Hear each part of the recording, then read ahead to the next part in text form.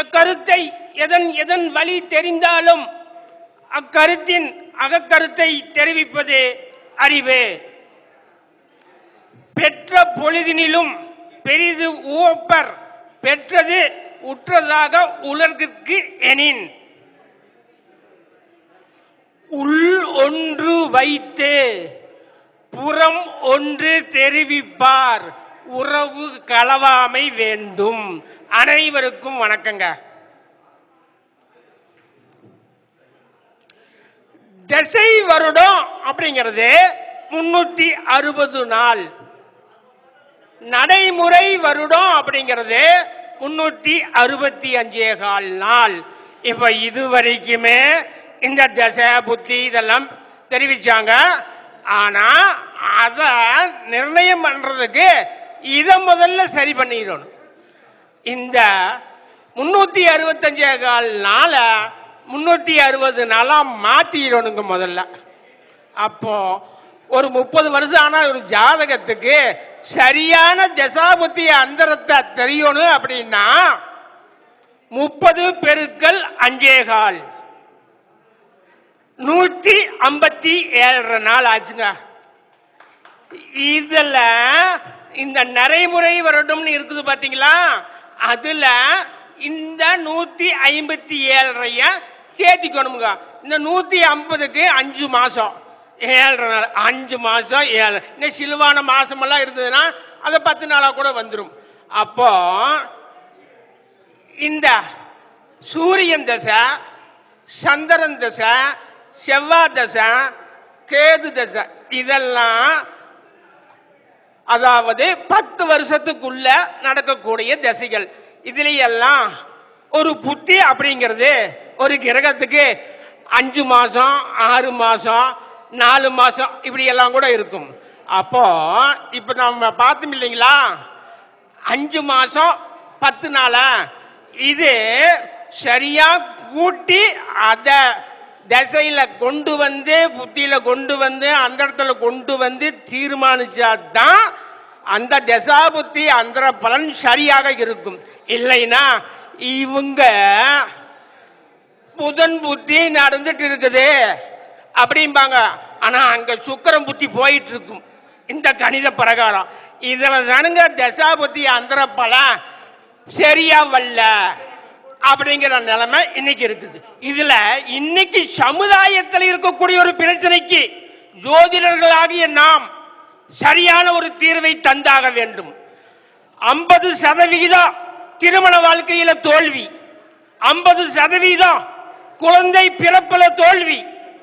நாமெல்லாம் சின்ன பசங்களா இருக்கிற போது இந்த செயற்கை கருத்தரித்தல் மையங்கிறதையே கேள்விப்பட்டதில்லை. ஆனா இன்னைக்கு நகரத்துக்கு நகரம் செயற்கை கருத்தரித்தல் மையம். இது எதனால வருது அப்படின்னு கேட்டீங்கன்னா, முதல்ல நான் சின்ன பையனா இருக்கிற போது இந்த திருமணம் நடந்து பொண்ணு மாப்பிளைய அனுப்பிச்சு கொடுப்பாங்க இல்லைங்களா, அப்ப பெரியவங்க அந்த பொண்ணு மாப்பிள்ளை கிட்ட தெரிவிப்பாங்க, நீங்க இனிமே தினசரி 3 தடவை வெத்தலை வாக்கு போடணும்.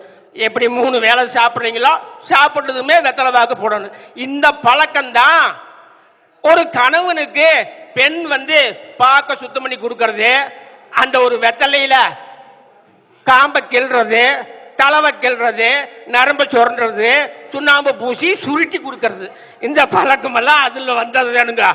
அப்போ இந்த வெத்தலை வாக்கு பொண்ணு மாப்பிளைய ஒழுங்கா ஒரு நாளைக்கு 3 தடவை போட்டோம்னா விரைவில் அவங்க அப்பா அம்மா ஆயிருவாங்க. இதுல கல்யாணமானவங்க தான் வெத்தலை வாக்கு போடணும்னு தாத்தா பாட்டிமாருக்கு நம்ம கிட்ட சொல்லுவாங்க. சின்ன பசங்க சின்ன பிள்ளைகள்லாம் வெத்தலை வாக்கு போடக்கூடாதுன்ட்டு. இதுல இன்னைக்கும் தெரிவிக்கிறனுங்க, திருமணம் ஆகாத அந்த பருவத்தில் இருக்கக்கூடியவங்க வெத்தலை வாக்கு போட்டா தடமாறி போறதுக்கு அங்க வாய்ப்பு இருக்குது. ஆகையினால இந்த எளிமையான பரிகாரத்தை பயன்படுத்தினீங்கன்னா இந்த குழந்தையின்மையை தவிர்த்திடலாமுங்க. அடுத்து திருமண தோல்வி. இது பாத்தீங்களா, 360 பாகையை கொண்ட ராசி சக்கரம் பிளக்ஸ் கட்டிக்கிற அந்த பிளக்ஸில் பிரகாரம் இது பாத்தீங்களா, இந்த செவுத்துல ஜன்னல்ல 2 சின்ன சின்ன சக்கரம் இருக்கும். அது ஒன்று ராசி, இன்னொன்று நவாம்சம். ஆனா அந்த ஒரு சக்கரத்திலேயே 3-4 சமாச்சாரம் இருக்கும். அதாவது ராசி இருக்கும், நவாம்சம் இருக்கும், திரேகானம் இருக்கும், பாவகத்தை வரையறுக்கக்கூடிய பகுதியும் இருக்கும். இதுல பாத்தீங்கன்னா இந்த 12 கட்ட ஜாதகத்துல லக்னத்துக்கு 2ல ராகு, 8ல கேது, 12ல செவ்வாய் இருக்குது பாருங்க, பாத்துக்குங்க.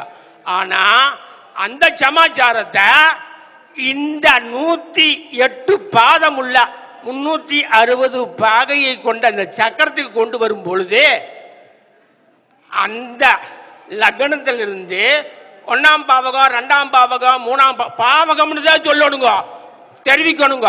பாவம்னு தெரிவிச்சிடாதீங்க. அதுல இந்த 3ஆம் பாவகத்தின் மையம் அப்படின்னு இருக்கும். அந்த மையத்துக்கு ஒட்டுன பாகத்துல இதுல இந்த பாகம் அப்படிங்கிறது ஒரு ராசிக்கு 9 பாகம், அதே மாதிரிதான் 9 பாதம் இருக்கும். அப்போ அந்த 3ஆம் பாவகத்தின் மையம் இருக்கிற பாகத்துக்கு முன்னாடி ராகு இருப்பாருங்க, போய் பார்த்துக்கலாம். அப்போ 3ஆம் பாவகத்துல 80% ராகு இருக்கிறாரு. ராகு எங்க 2 இருக்கிறாரு. அப்ப 3ஆம் பாவகத்துல ராகு இருக்கும் பொழுது 9ஆம் பாவகத்துல 80% கேது இருப்பார் இல்லைங்களா, இருக்குது, போய் பாருங்க. அப்போ இந்த ராகு கேது தோஷம் இல்லைன்னு ஆயிப்போச்சு. ரேவதி 4ல செவ்வாய், அசுவனி 1ல லக்னம். அப்போ லக்னம் இருக்கிற பாகத்துக்கு முன்னாடி பாகத்துல செவ்வாய் இருக்கிறாரு. அப்போ இது 80% லக்னத்திலேயே செவ்வாய். அப்ப 12ல செவ்வாய் தோஷமும் இல்லை. அப்ப இந்த ராகு கேது தோஷமும் இல்லை, செவ்வாய் தோஷம் இல்லாத ஒரு மணமகனுக்கோ மணமகளுக்கோ 100% அந்த தோஷம் உள்ள வரனை இணைச்சிட்டாங்கன்னா அவங்க எப்படிங்க ஒருத்தருக்கு ஒருத்தர் கருத்து வேறுபாடு இல்லாம வாழ்க்கைய கொண்டு போக இயலும். ஒருத்தருடைய எதிர்பார்ப்பை இன்னொருத்தர்னால பூர்த்தி செய்ய முடியாது. இதுல இந்த செவ்வாய் தோஷம் இருக்கிறவங்களுடைய சினை முட்டையோ உயிரணுவோ இந்த செவ்வாய் தோஷம் இல்லாதவர்களுடைய சினை முட்டையோ உயிரணுவையோ வேகடிச்சு போடுங்க. இந்த வேகடிச்சுட்டு அங்க குழந்தை உண்டாகாது இல்லைங்களா. அப்போ இதையெல்லாம் கவனத்துல வச்சுட்டு தான் திருமண பொருத்தத்தை தீர்மானிக்கணும். இதை பாத்தீங்களா, ஒரு திருமண பொருத்தத்தை தீர்மானிக்கிறதுக்கு முன்னாலேயே ஆண் லக்னத்துக்கு பெண் லக்னம் மறையாம இருக்கணும், பெண் ராசிக்கு ஆண் ராசி மறையாம இருக்கணும். இந்த 2 பேர்த்து சுக்கரனும் ஒருத்தருக்கு ஒருத்தர் மறையாம இருக்கணுங்க. இதைய தீர்மானம் பண்ணிட்டு தான் மேற்கொண்டு இவங்களை இணைக்க வைக்கிறதுக்கு உண்டான ஆய்வுக்கு போகணுங்க. வாய்ப்புக்கு நன்றிங்க. என்னுடைய விவரம்ங்க, ஈரோடு மாவட்டம் விஜயமங்கலம், கருணாகரன். என்னுடைய அலைபேசி வரிசை எண் 88 70 53 10 83ங்க. என்னன்றி கொண்டாருக்கும் உய்வுண்டாம், உய்வில்லை செய் நன்றி கொன்ற மகட்கு. ஞாலம் கருதினும் கைகூடும் இடத்தாற் காலம் கருதி செய்யின். அனைவருக்கும் நன்றிங்க.